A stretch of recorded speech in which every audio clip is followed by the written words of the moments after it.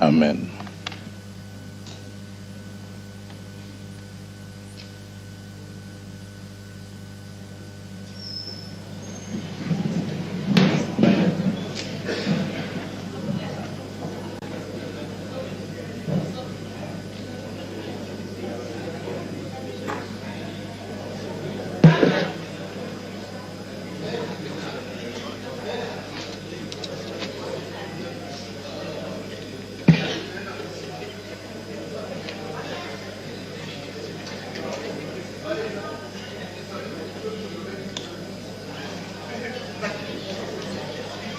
We have quorum to transact business.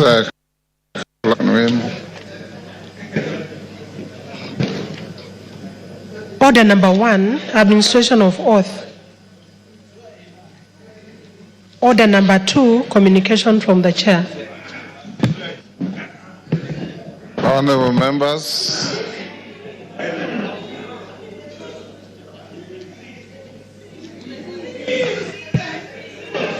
take your seats, honorable members.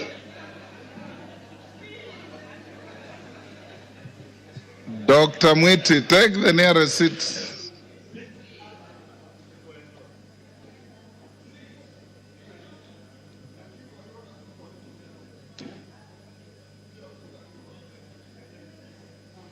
Kiplagat, take the nearest seat. Honorable members, I have 3 communications to make. 2 I'll make now. The 3rd one I'll make after 30 minutes. The first one is a message from the Senate. Pursuant to the provisions of Standing Order 41-4 of the National Assembly Standing Orders relating to messages from the Senate, I wish to report to the House that today, Friday, 18th October 2024, I've received a message from the Senate regarding its decision on the proposed removal from office by impeachment of His Excellency GACHAGUA EGH as Deputy President of the Republic of Kenya. Honorable members, the message conveys that the Senate investigated the matter in accordance with Article 151B and 2 of the Constitution, as read together with Article 145 and Standing Order 79 of the Senate Standing Orders, and after according the Deputy President an opportunity to be heard on Thursday, 17th October 2024, upheld the following impeachment charges against the Deputy President. Ground 1, gross violation of Articles 10(2)(a), (b), and (c), 27(4), 731(a) and 2(b), 75(1)(c), and 29(2) of the Constitution and Article 147(1), as read together with Article 131, 2(c) and (d) of the Constitution. 2. Ground 4, gross violation of Article 161 of the Constitution on the institutional and decisional independence of judges. Ground 5, gross violation of Article 31 and 148(5)(a) of the Constitution on the fidelity to the oath of office and allegiance. Ground 6, serious reasons to believe that His Excellency the Deputy President has committed crimes under Sections 13(1)(a) and 62 of the National Cohesion and Integration Act. And ground 9, gross misconduct that is incompatible with the high calling and dignified status of the office of the Deputy President and a member of the Cabinet and the National Security Council. His Excellency the Deputy President has publicly attacked and undermined the work of the National Security Intelligence Service and its officers. Honorable members, you will recall that on Tuesday, 8th October 2024, 282 members, being more than 2/3 of the members of the National Assembly, voted in support of the special motion for the proposed removal from office by impeachment of His Excellency GACHAGUA EGH, the Deputy President of the Republic of Kenya, on 11 grounds. The upholding by the Senate of 5 impeachment charges out of those set out in the special motion therefore concludes the consideration of the process as provided in Article 145 of the Constitution. The House is accordingly informed. Honorable members, in furtherance to this, there is a message that is being prepared to be delivered in the next few minutes.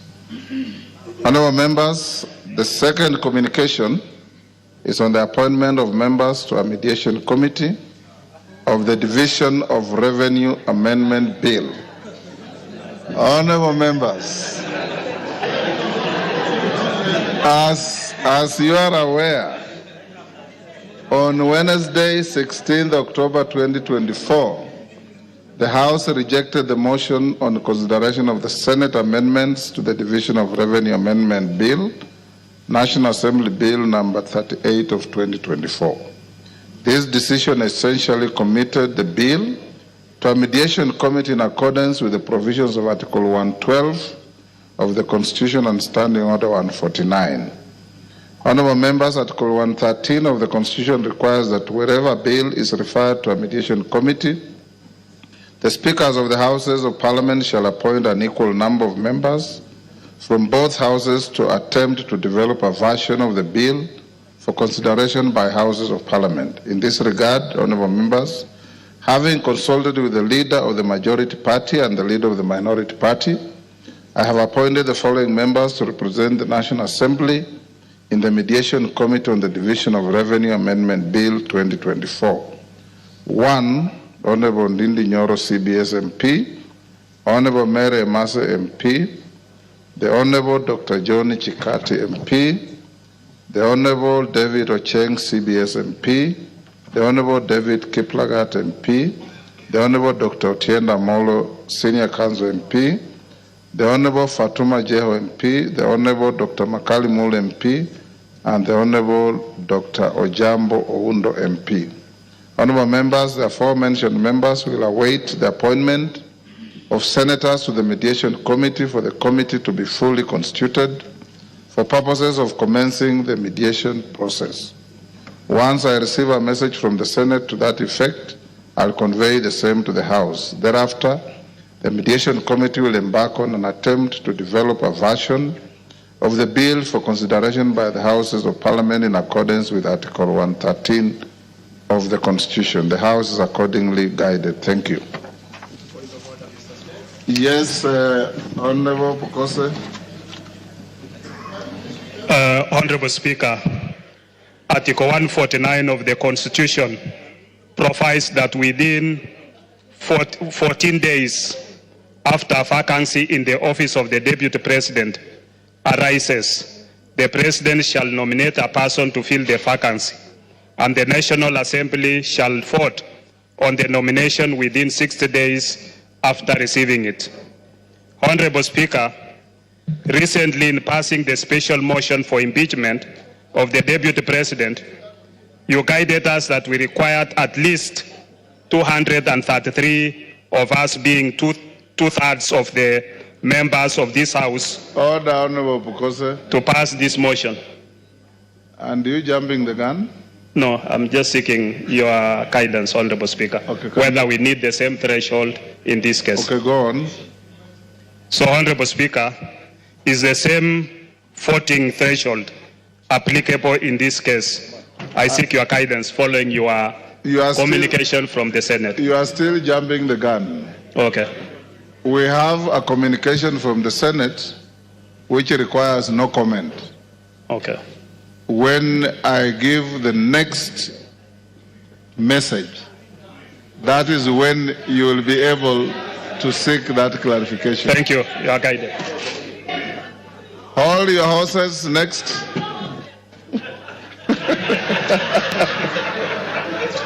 But if you have no horse, hold your mule.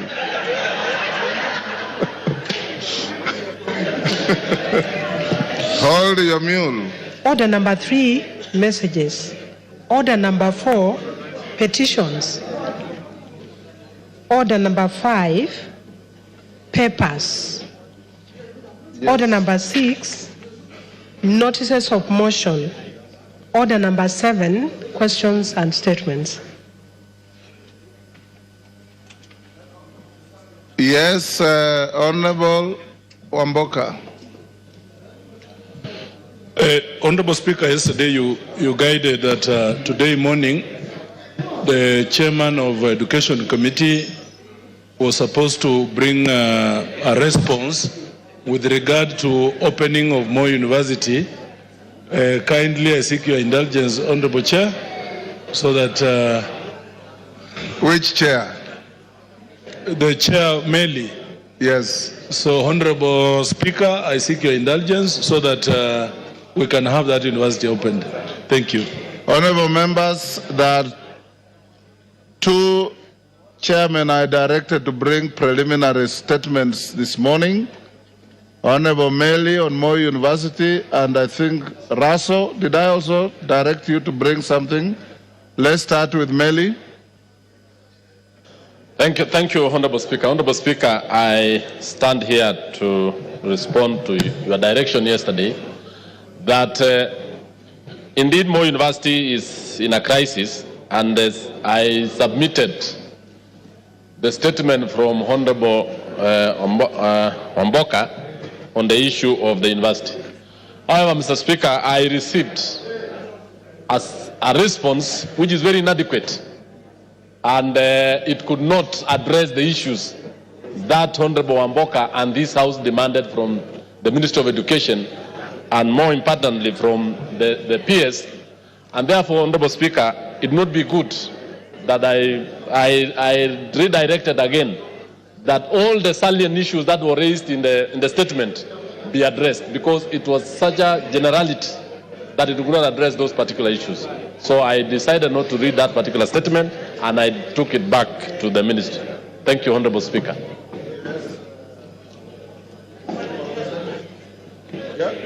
Yeah. Go ahead. Yes, Mr. Speaker, the issue of Moi University is a very serious issue, and especially destroying the lives of our professionals and our professors who have done a great job in going to school to be able to teach our children. Mr. Speaker, we want the ministry to take seriously this matter, because taking it lightly, and yet we are talking about the lives of people who are working there. They have lost their pensions, they have lost they don't have an increment of salaries, and they have been put on CRB. Almost all lecturers who took loans, the university is not paying. So we need that thing resolved as soon as possible, Mr. Speaker. Thank you. Yes. Thank you so much, Mr. Speaker. I rise knowing that Kasese constituency is where Moi University is situated. And as we seek the information through the Chair of Education, I wish to reiterate an issue that has not been talked about for quite some time, that Moi has facilitated establishment of more than 9 other universities, fully pledged universities.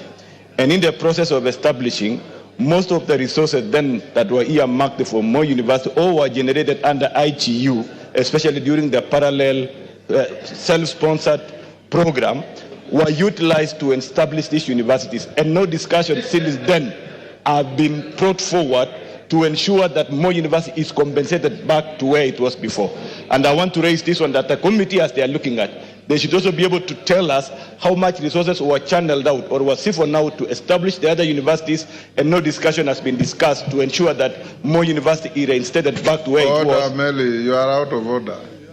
A university opening another campus elsewhere does not amount to siphoning money. It's expansion, and it's a program that grows education. How does that become siphoning money?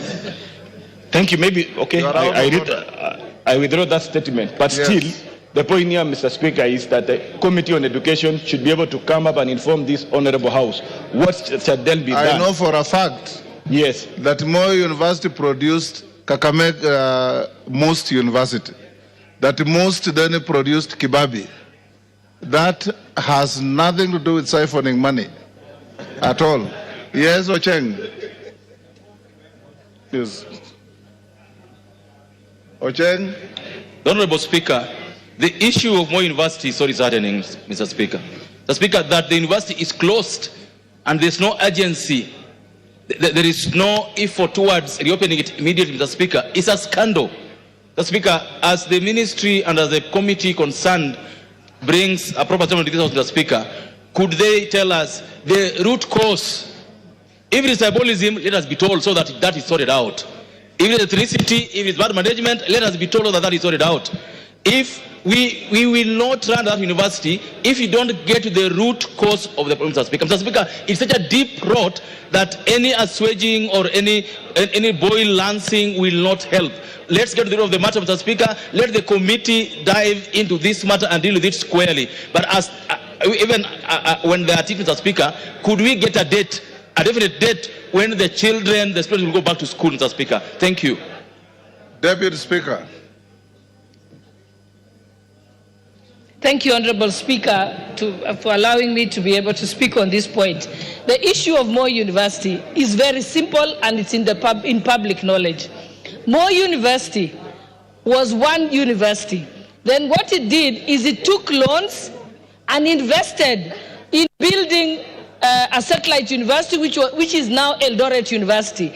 It also built Maseno. It also built another one in Karatina. It also and other places. So what happened is they put in their resources into those universities. Then unfortunately for them, those universities received charters and became independent and went with their money, and therefore they were left with no resources at all.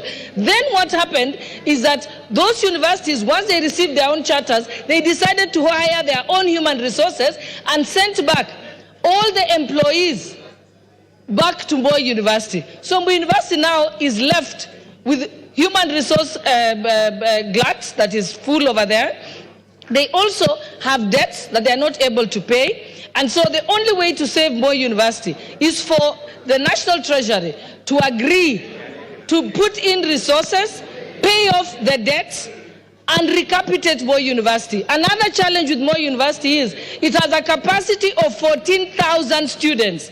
But at the moment, under the COOPS program, they only get 5,000 students. With 5,000 students, they are not capable of being able to run, even to break even. They need a minimum of 10,000 students to be able to receive sufficient resources to be able to run the university. So we need to just look at it pragmatically and decide that money has to be put into Moi University for it to come back on its feet. Thank you, Honorable Speaker.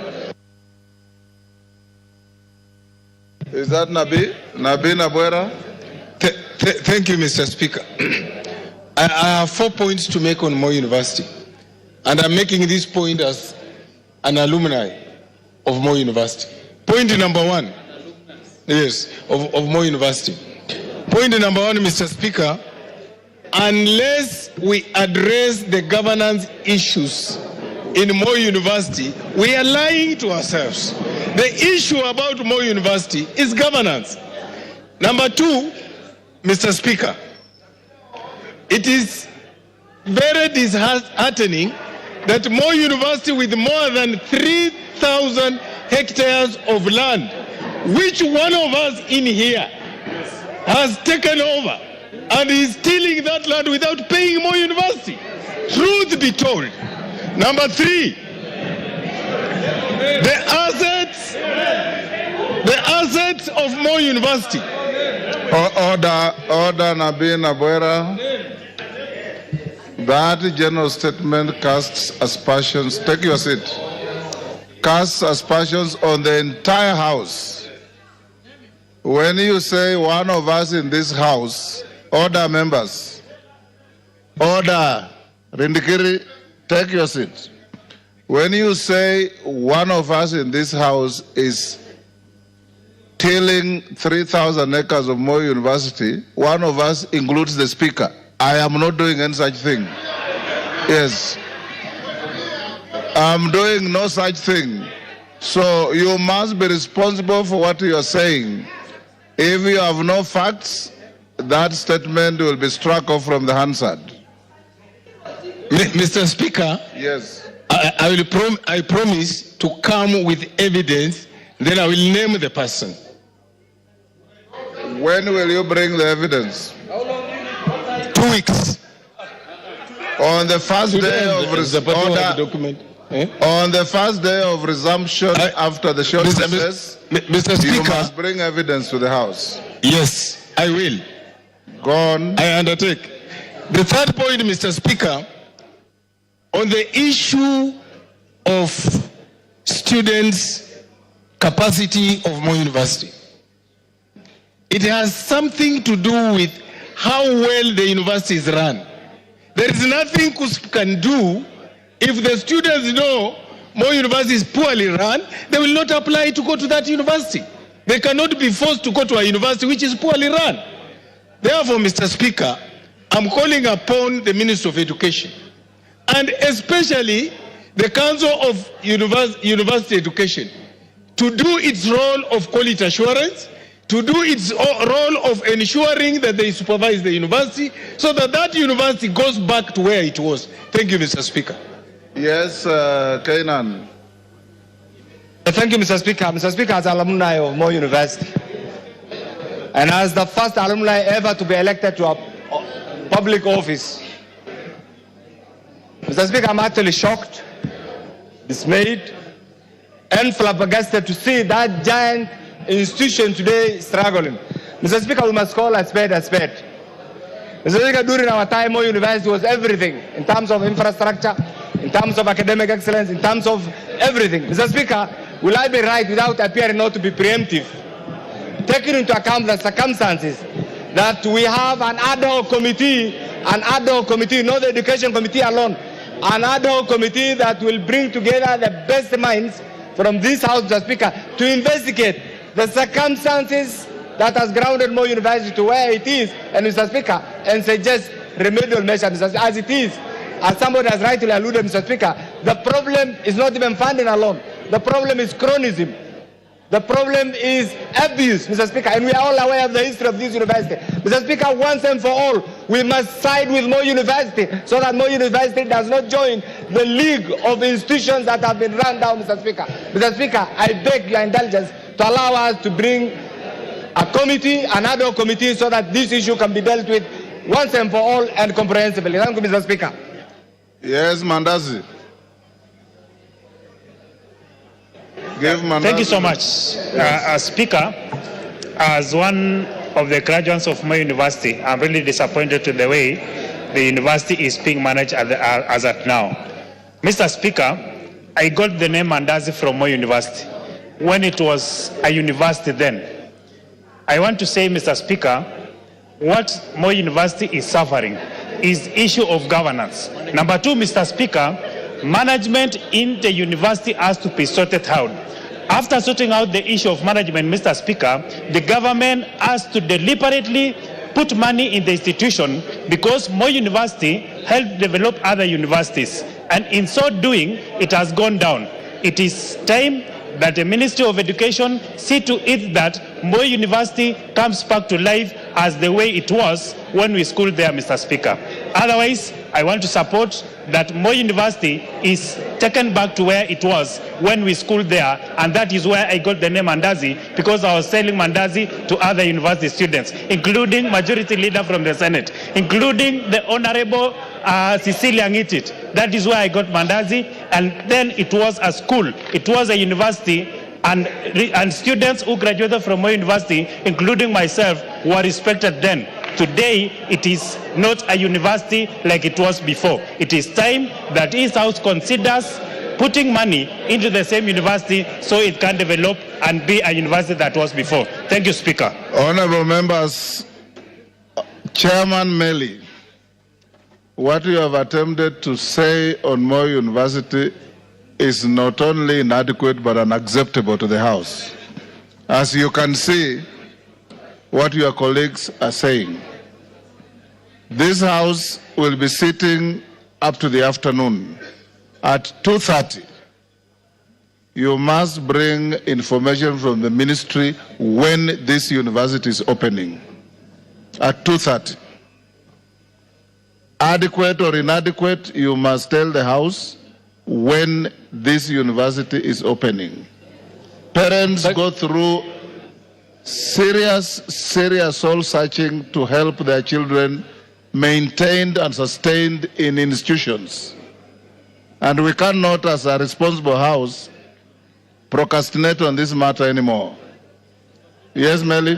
Mr. Speaker, I do agree with you wholeheartedly, and even the issues raised by members. But when a ministry official or a PS gives a 2-paragraph statement on such a serious matter, it is actually belittling the House. And in fact, Mr. Speaker, I gave out the statement raised by the honorable member, and just to be given a 2-paragraph statement, which is very wrong. Issues facing Moi University on financials, governance, and even issues of poor governance is very big. And I did not expect that, Mr. Speaker, that I bring such a very poor thing. As chairman of the committee, you know what to do. I shall take action as you have said, and I'll bring a statement this afternoon. Thank you. Thank you. Russell.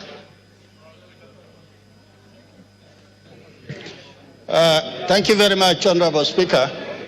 Honorable Speaker, the statement that was raised yesterday by Honorable Chonga from the floor of the House, there is enough evidence that what the Honorable member raised, the county commissioner, the DCCs, all of them are aware.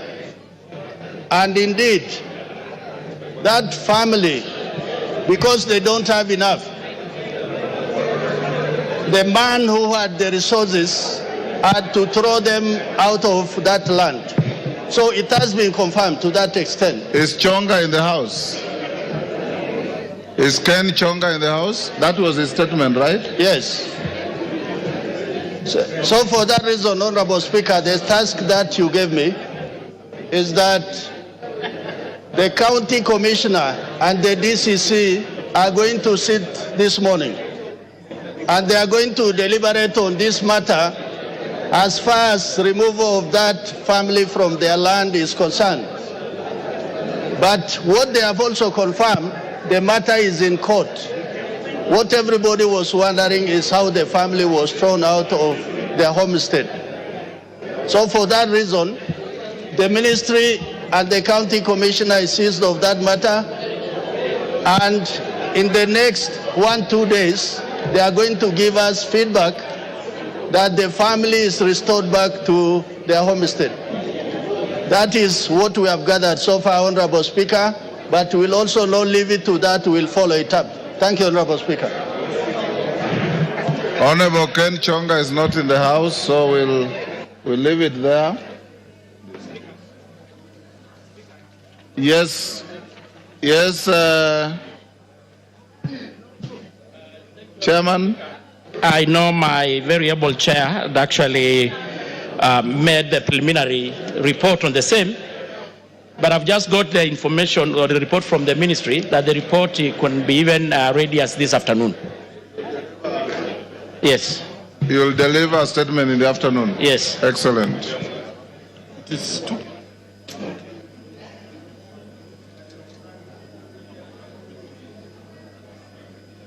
Member for Moyale, Jaldesa Guyo.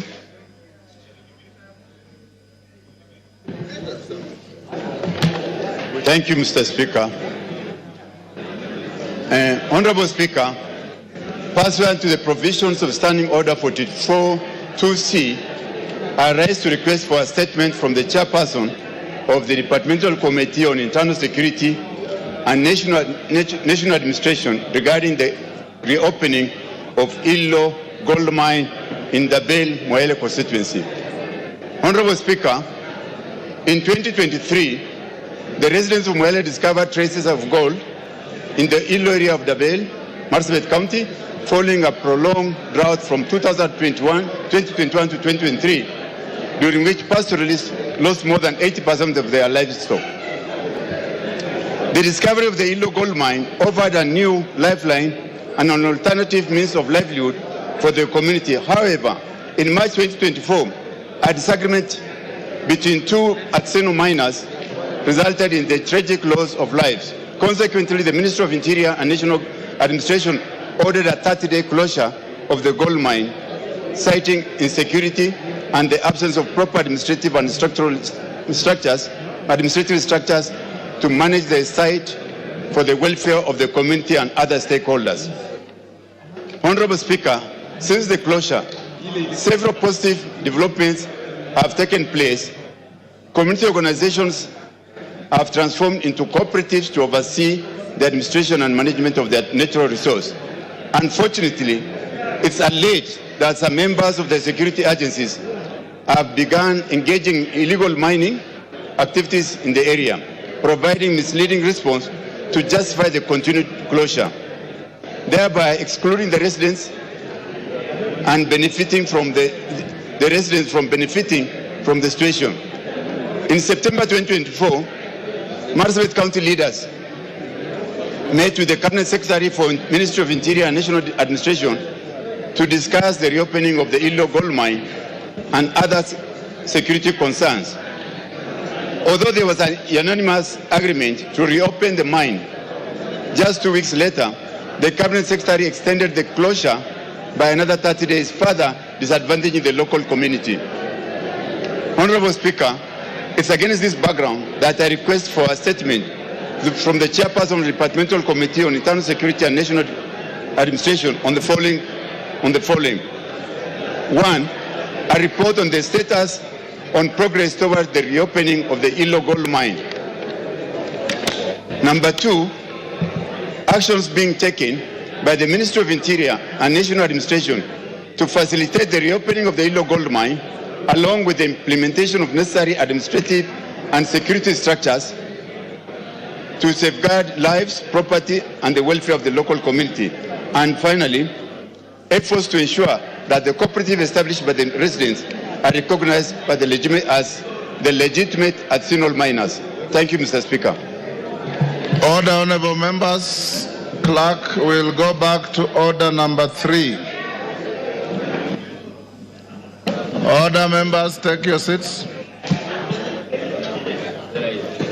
Order number 3, messages. Members on their feet, take your seats. Order, honorable members, take your seats. Honorable members, I have a message from the President on the nomination of Professor Kithure Kindiki, EGH, to fill the vacancy in the office of the Deputy President of the Republic of Kenya. Order. Order, members. Honorable members, pursuant to the provisions of Standing Order 42.1, I wish to report to the House that today morning I have received a message from His Excellency the President regarding the nomination of Professor Kithure Kindiki, EGH, to fill the vacancy which has occurred in the office of the Deputy President of the Republic of Kenya following the impeachment of the previous office holder. Honorable members, as you are aware, Article 149(1) of the Constitution provides as follows, and I quote, "Within 14 days after vacancy in the office of the Deputy President arises, the President shall nominate a person to fill the vacancy and the National Assembly shall vote on the nomination within 60 days after receiving it." Honorable members, as you are aware, for a person to hold the office of Deputy President, the person must meet the requirements specified in Article 148, as read together with Article 137 of the Constitution.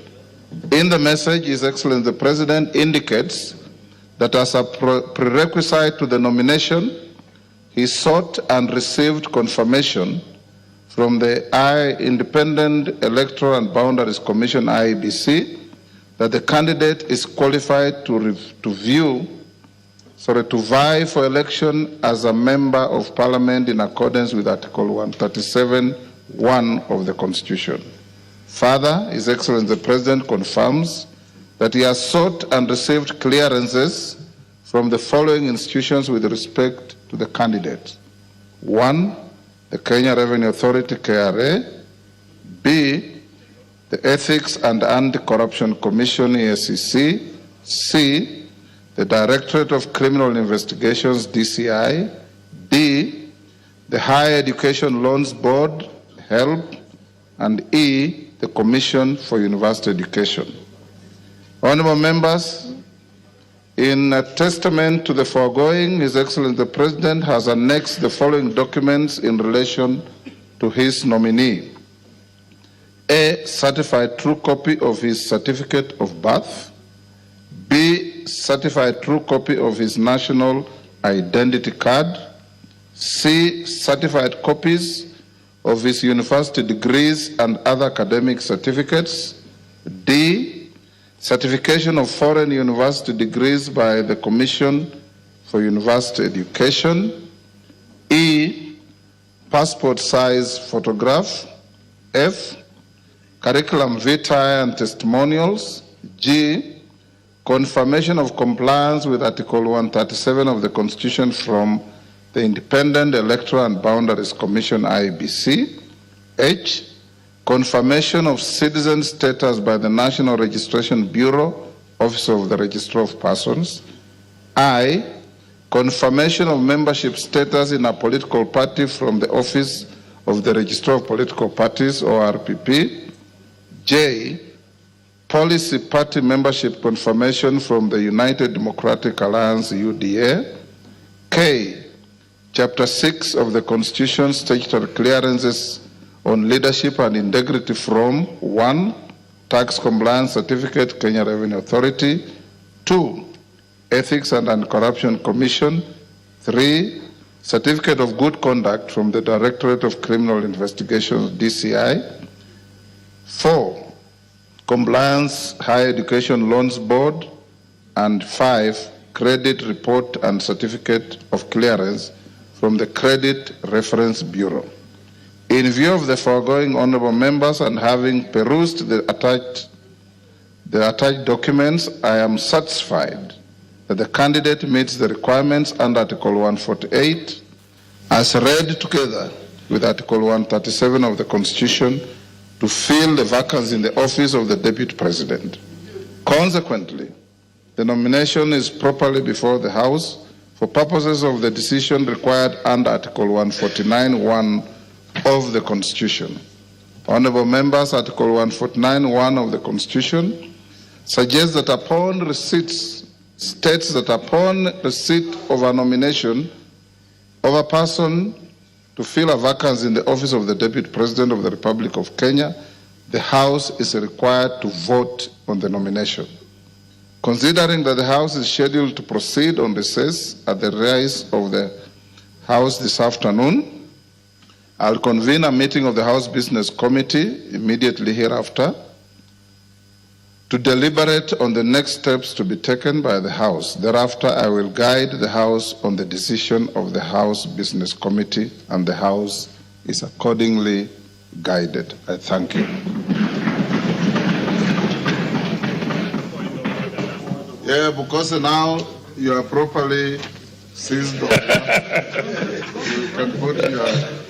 Thank you, Honorable Speaker. Honorable Speaker, Article 149 of the Constitution provides that within 14 days after a vacancy in the office of the Deputy President arises, the President shall nominate a person to fill the vacancy, and the National Assembly shall vote on the nomination within 60 days after receiving it.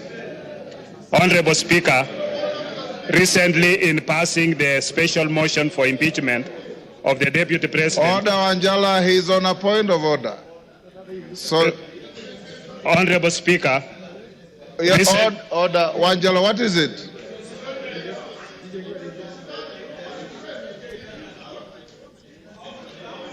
Order. Honorable Shinali.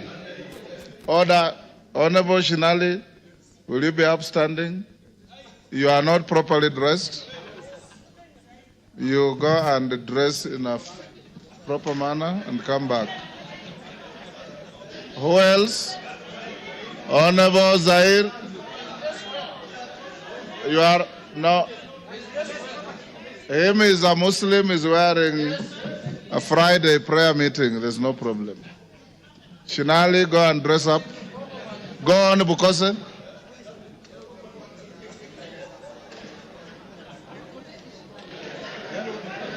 Honorable Speaker, recently in passing the special motion for impeachment of the Deputy President, you guided us that we required at least 2/3, that is 233 members, of us being 2/3 of the House to pass the motion. Honorable Speaker, is the same voting threshold applicable in this case? I seek your guidance of the matter. Thank you, Honorable Speaker. Thank you. Honorable Nyikal.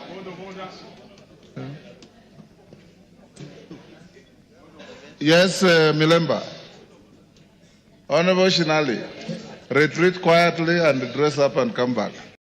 Thank you, Honorable Speaker. Honorable Speaker, the business before this House is one which requires us to vote on the nomination of a person to fill a vacancy in the office of the Deputy President in terms of Article 149 of the Constitution. Honorable Speaker, as the practice before the House takes a vote on a matter, members are accorded an opportunity to debate and give their views on the business before the House. Honorable Speaker, to this end, I seek your guidance on whether we shall be given an opportunity to debate on the nomination and give our views. Thank you, Honorable Speaker. Wangwe. Thank you, Honorable Speaker. Honorable Speaker, I rise to seek your guidance on whether this House will be required, Honorable Speaker, to undertake the vetting and approval process as required by the Public Appointments Parliamentary Approval Act. Number two, Honorable Speaker, of my concern is that, Honorable Speaker, Article 124, particularly subsection 4 of the Constitution, provides that when a House of Parliament considers any appointment for which its approval is required under the Constitution or an Act of Parliament, the appointment shall be considered by a committee of the relevant House, and the committee's recommendation shall be tabled in the House for approval. Honorable Speaker, in your communication, you have not given us indication on how you are going to handle that process. Maybe, Honorable Speaker, you can guide me on how you intend to handle it. Thank you, Honorable Speaker. Thank you. Jen Kakiri. Yes, member for Laikipia. Thank you, Honorable Speaker. Honorable Speaker, you've just conveyed a message from His Excellency the President on the nomination of Professor Kithure Kindiki to fill the vacancy of the office of the Deputy President, which occurred yesterday, to fill the vacancy of the office of the Deputy President, which occurred yesterday following the conclusion of the impeachment proceedings at the Senate. Honorable Speaker, we are now here to vote on the nomination as required by the Constitution. Honorable Speaker, could you please guide the House on whether we are acting within the constitutional deadline, and is it in order for the nomination to happen today after receiving the notification from the President today? Thank you, Honorable Speaker.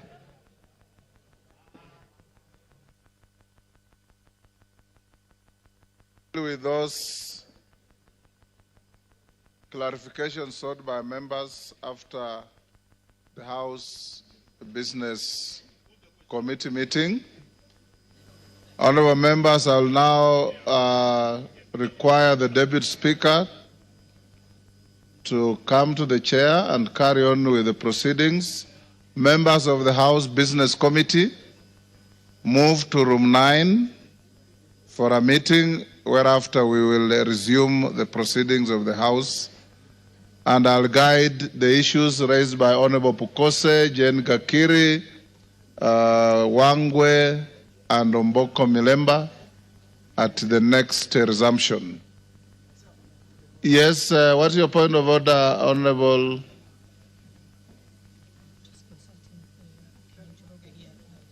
Thank you, Honorable Speaker. Honorable Speaker, I want to join my very good friend, the Honorable Bukose,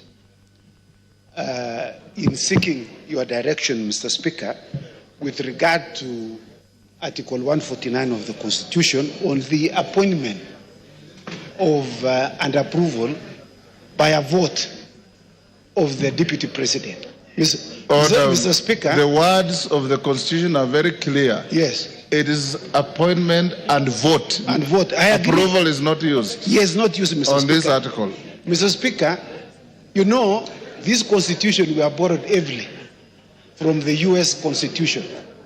The 25th Amendment of the U.S. Constitution, which was passed in 1967, has a similar provision that provides that a vice president shall be appointed, shall be nominated by the president and approved by a vote by the House. It uses the words confirmation, Mr. Speaker. Previously in the United States, Mr. Speaker, before the 25th Amendment, there was no similar provision. In fact, there was in the past, before 1967, there was a cumulative of 37 years when there was no vice president, when one either passed away or one was appointed became the president. And so, Mr. Speaker, we would like you to express yourself with regard to this issue. What is the threshold? On the removal of the Deputy President is 2/3. So is the approval or by vote of the Deputy President 2/3? Because it's not provided in the Constitution. Honorable Chepkonga. Yes. If you are paying attention, you are saying exactly what Bukose said. Oh, I had walked out. And you are sitting next to him. No, I walked out, Mr. Speaker. Yes. I walked out. So word for word, what you are asking me to say. Yeah, he has stolen from me, Mr. Speaker. Yes. Yes, Wamboka. DK. If you want to catch the Speaker's eye, there's no provision for you to stand up.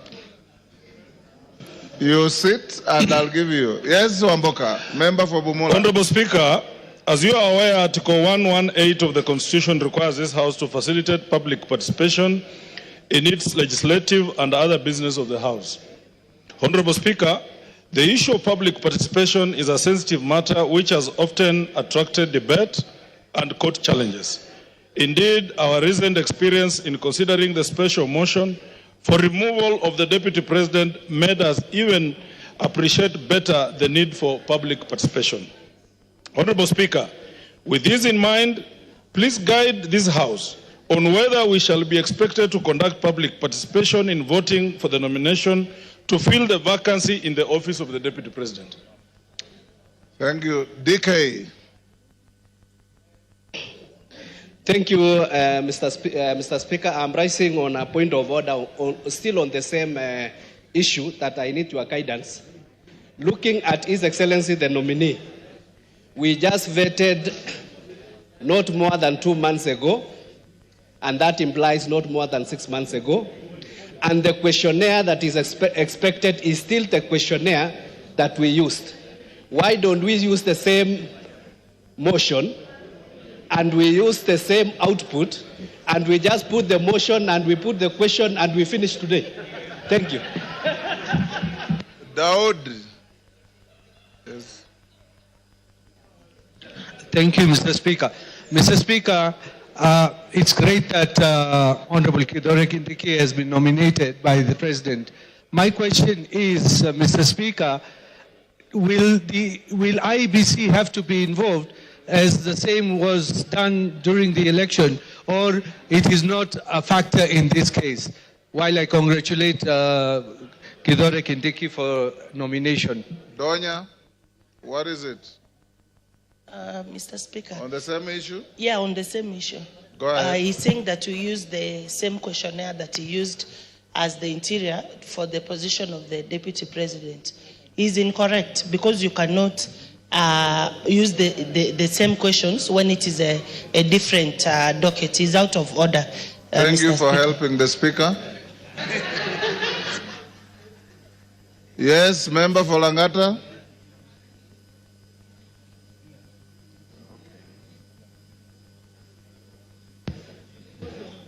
Yes. Thank you, Mr. Speaker. Having seen how things move very fast in this House, let me take this opportunity to congratulate the newly appointed Deputy President. Order, Order Jalango. He has not been appointed, he has been nominated. I've just said on how things move very fast here, sir. Let me congratulate him. Let me be the first person to congratulate the newly elected Deputy President. Thank you, Mr. Speaker. You can come now. Eh? No, come and take the seat. Yes. Honorable members, we'll end this here. I'll make some reasoned direction on those issues raised. I will now ask all members of the House Business Committee, Kainan and your team, to move to room 9 for a meeting. And the Deputy Speaker will go on with the statements. I had not given direction on the member for Moyale's statement. It's committed to the committee responsible and to bring a response in 2 weeks.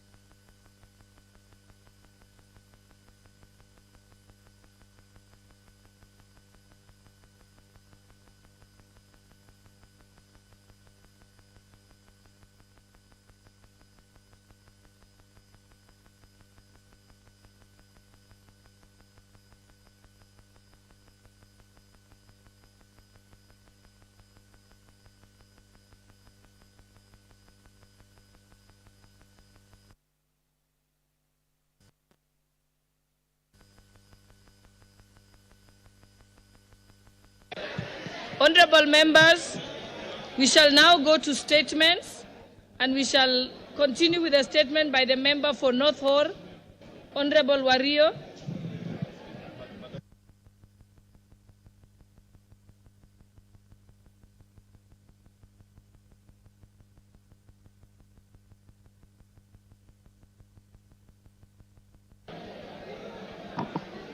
Thank you, Honorable Speaker. Honorable Speaker, pursuant to the provision of Standing Orders 44(2)(c). Order, honorable members. Order, honorable members. Order, honorable members. Order, honorable members. Honorable Wario, you may proceed. Honorable Speaker, pursuant to the provision of Standing Orders 44(2)(c), I rise to request for a statement for the chairpersons of the Departmental Committee on Agriculture and Livestock and Departmental Committee on Regional Development regarding the perpetual drought crisis and resultant loss of lives and livelihoods in arid and semi-arid lands, and especially in Northern constituency. Honorable Speaker, Northern Kenya is largely arid and semi-arid lands, and as a result, it is highly susceptible to the vagaries of climate change and climate-induced disasters. During the recent drought, there were several lives lost due to unmitigated droughts and persistent famine in the region. Furthermore, the ASAL regions lost an estimated 2.6 million livestock. which the NDMA estimated to be worth 226 billion. It is worth noting that Northern constituency, spanning 39,000 square kilometers, 1.5 times size of Rwanda, is the largest constituency in Kenya and optimizes the challenges faced by the northern region. This area, highly susceptible to climate change and climate-induced disasters, has recently witnessed devastating losses. Communities lost over 90% of their livestock. Malnutrition rates.